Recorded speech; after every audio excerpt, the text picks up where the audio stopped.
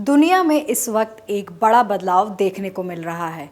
एक तरफ white collar यानी ऑफिस में काम करने वाले कर्मचारियों की संख्या बढ़ रही है, वहीं दूसरी तरफ प्लम्बर, इलेक्ट्रीशियन, बढ़ई, वेल्डर और नर्स जैसे ब्लू कॉलर प्रोफेशंस की कमी महसूस की जा रही है।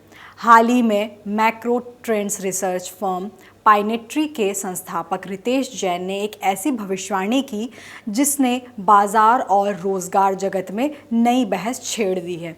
उनका कहना है कि अगले 5 वर्षों में भारत में इंजीनियरों से पहले प्लम्बरों और इलेक्ट्रीशियनों की कमी देखने को मिल सकती है।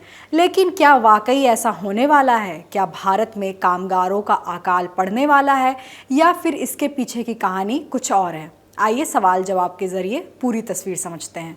नमस्कार, मैं रिया दुबे और आप देख रहे हैं अमर उजाला। क्या सच में भारत में कामगारों का अकाल पड़ने वाला है?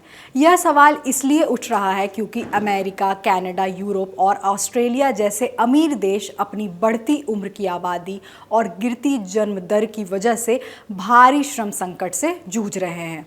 अपनी अर्थव्यवस्थाओं को सुचारू रखने के लिए वे भारत जैसे देशों से बड़े पैमाने पर कामगारों की भर्ती कर रहे हैं।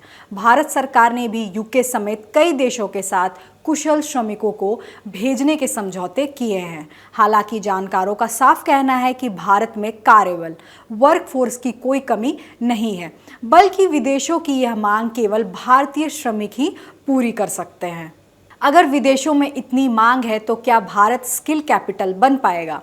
प्रधानमंत्री नरेंद्र मोदी ने साफ किया है कि भारत के पास दुनिया का सबसे बड़ा कार्यबल है और भारत को दुनिया की स्किल कैपिटल, कौशल राजधानी के रूप में उभरना चाहिए। सरकार का लक्ष्य केवल घरेलू मांग पूरी करना नहीं है, बल्कि युवाओं को अंतर्राष्ट्रीय स्तर पर प्रशिक्षित कर वैश्विक रोजगार के लिए तैयार करना है। मजबूत श्रम कानून और बेहतर वर्क कल्चर के कारण भी भारतीय कामगार विदेशों का रुख कर रहे हैं। तो क्या हमारे देश में बुनियादी काम करने वाले नहीं बचेंगे? नहीं, ऐसा नहीं है। हमारे देश में कामगारों की कोई कमी नहीं होगी, लेकिन सबसे बड़ी चुनौती कौशल, स्किल की है। आंकड़ों के अनुसार भारत में 85% से अधिक लोग असंगठित क्षेत्र में काम करते हैं और केवल 4.69% लोगों ने ही औपचारिक प्रशिक्षण, डिग्री या कोर्स प्राप्त किया है। हर साल 1.2 करोड़ लोग वर्कफोर्स में शामिल होते हैं, लेकिन हमारी वर्तमान ट्रेनिंग क्षमता सिर्फ 34 लाख प्रति वर्ष है। इसके अलावा ग्रामीण क्षेत्र से आने वाले अधिकांश कामगार पारिवारिक रूप से काम सीखते हैं और वे खाड़ी देशों में असुरक्षा की भावना के कारण विदेश जाने से बचते हैं या जल्दी लौट आते हैं। बाजार की इस चुनौती का सीधा समाधान क्या है? इस समस्या का सबसे बड़ा समाधान फॉर्मल स्टाफिंग इंडस्ट्री है। यह इंडस्ट्री असंगठित मजदूरों को औपचारिक सेक्टर में लाकर उन्हें ट्रेनिंग, स्किल डेवलपमेंट और बेहतर प्लेसमेंट दे सकती है। नारेडको महाराष्ट्र की वरिष्ठ उपाध्यक्ष मंजू याग्निक के अनुसार रियल एस्टेट सहित हर सेक्टर में कुशल श्रमिकों की कमी एक बड़ी चुनौती है, जिसे ट्रेनिंग के जरिए ही दूर किया जा सकता है। इसके अलावा भारत में इंफ्रास्ट्रक्चर इतनी तेजी से बढ़ रहा है कि भविष्य में श्रमिकों को विदेश जाने की ज़रूरत ही नहीं पड़ेगी, क्योंकि उन्हें अपने देश में ही प्रचुर और सुरक्षित काम मिल सकेगा। तो अंतिम निष्कर्ष क्या है?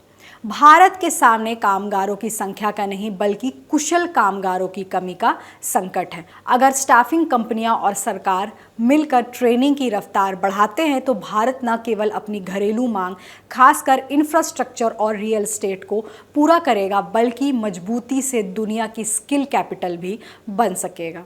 इस विषय की जानकारी हमारी साथी नविता आर अस्थाना ने जुटाई है। देश दुनिया की बड़ी खबरों को आसान भाषा में समझने के लिए अमर उजाला से जुड़े रहिए। वीडियो पसंद आए तो लाइक, शेयर करें और चैनल को जरूर सब्सक्राइब करें। आपके राज्य की खबरें, आपके शहर की खबरें सबसे पहले जानने के लिए देखते रहें अमर उजाला। चैनल को सब्सक्राइब जरूर कर लें और पाएं हर अपडेट।